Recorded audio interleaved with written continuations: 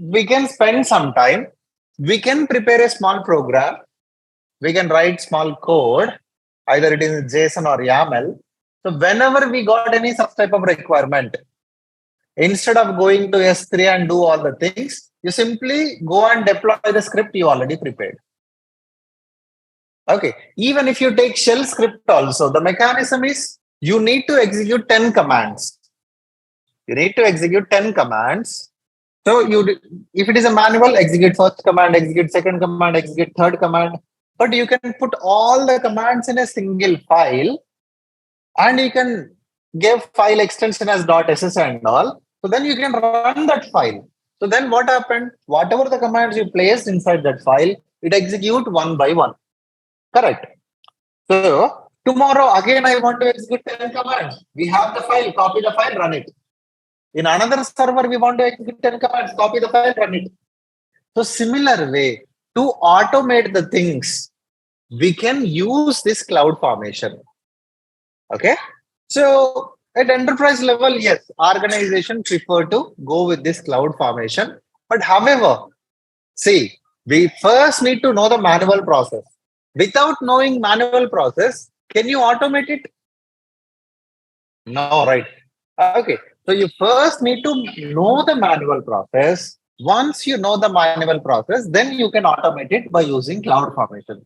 So we have some help tools also. I personally use a couple of help tools. So I'll show you how I use that. So with that help tools, you can generate cloud formation script whenever you're doing it manually. Okay. So yeah, when coming to this, first let's understand what exactly this cloud formation is. I have very sample, very basic codes here.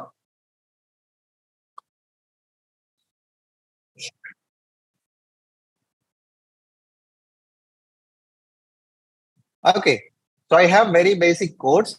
So first I'm going to deploy a small code. What exactly that code will do, we'll see. So this is the code, guys. It's just 2 lines or 3 lines code. So you can use any editor. Okay, so what exactly this code will do? It is creating a resource. The resource type is going to be an S3 bucket. Just 3 lines of code. Okay, so now I want to deploy this. So I have navigated to Cloud Formation. Click on Create Stack. So stack is an official terminology we use for Cloud Formation template. We generally don't, we can even call it as a template in regular regular language, right? But officially it's a stack. So I want to deploy a stack. Go here. I'm going to deploy from scratch. Now, is your template ready? Or AWS have some sample templates. So you can go here, you can choose a template, or you can create a template in a designer. So there is an inbuilt tool called Cloud Formation Designer. So we can go to the designer, and there you can drag and drop and you can link up the resources. So the code generates automatically. So if you want to try designer, here is create template in designer. Click on that. Now my requirement is I want to create an S3 bucket. So I'm navigating to S3. So, okay, screen not proper.